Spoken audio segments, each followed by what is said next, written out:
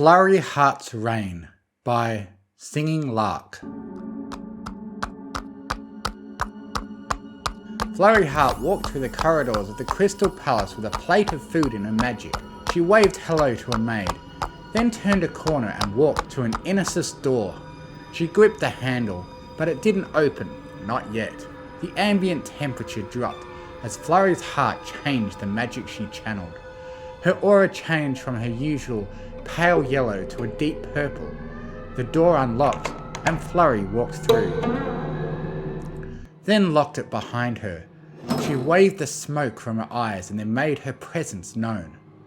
"Hi Mummy, Daddy," she said.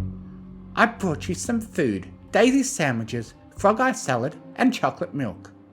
Cadence sprang out of bed, her featherless wings instinctively opened to fly away, but she folded them as soon as her shock wore off. She couldn't fly anyway, not without her magic. Shining was nowhere to be seen. "I wanted to see you two, and don't worry, it's just us. No pony will bother us."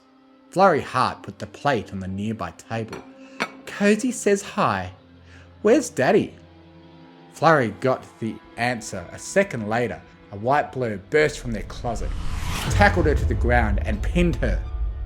"Cadence, run! Go find Twilight!" Shining yelled. She sprang out of bed and attempted to open the door, but it remained locked, and with no magic, it would stay so. Flurry effortlessly stood up, despite Shining's best efforts. She smiled and said, "Alicorn magic's great. Shame you don't have any anymore, Mummy, thanks to Tirek." "I'm so much stronger than either of you."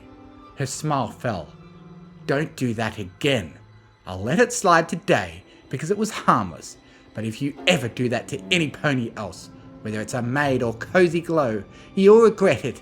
I'll bring Chrysalis, and then it will never happen again because you two will be my perfect little playthings. You've seen Trixie and Starlight Glimmer and how happy they were when I helped Chrysalis take over her portion of Equestria. You can hurt me any time you want, but if you ever do it again to any pony else..." Cadence sat on the floor, defeated. "Why did you have to free them?" A smirk pulled at Flurry's lips. "I thought it would be fun, and it was. I don't regret it. Now I have an entire kingdom, friends, power, and a mare friend." She lifted the plates of food, then gave them to her parents. "Eat up. Honey Roast worked hard on this meal, so don't waste it. If you don't have at least a bite, I'll cast a want it need it spell again."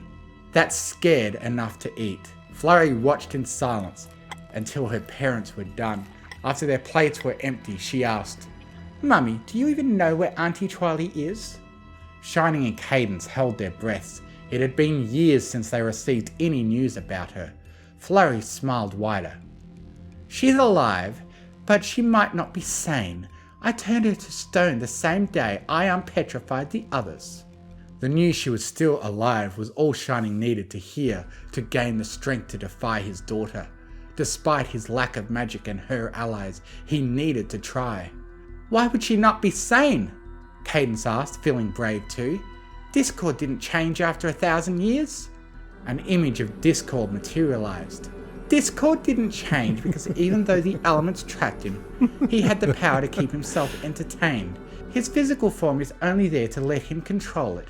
But Discord is chaos incarnate. He's already in every chaotic place." The image changed to a petrified Twilight. "Auntie Triley is the princess of friendship and magic, and since my friends deprived her of magic and her friends, she had no power to use.